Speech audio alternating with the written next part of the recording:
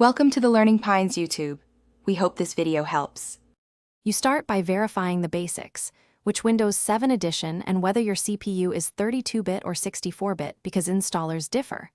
Once done, download the matching Python installer version. Pick 2. 7. X only if legacy modules require it, otherwise pick 3. X. Make sure you have at least 200 MB free. Then, right-click the installer and run as administrator. If the option Add Python to Path appears, check it now. This avoids a common path error later and speeds up command line use. Now focus on options and environment. Choose Customize to ensure pip and necessary libraries are installed. Include tcl/tk if you plan GUI work. Install to a short path such as C, \Python 3x to prevent long path or space-related issues. After installation finishes, open a command prompt as administrator and check path by running Python version and pip version.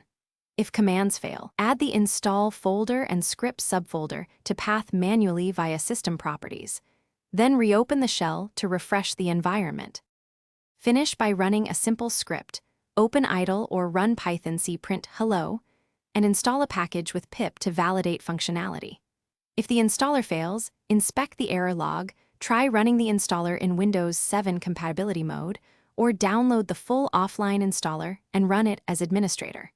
A single critical troubleshooting tip: temporarily disable antivirus or Windows security tools that may block installer actions. Once installation succeeds, re-enable protection.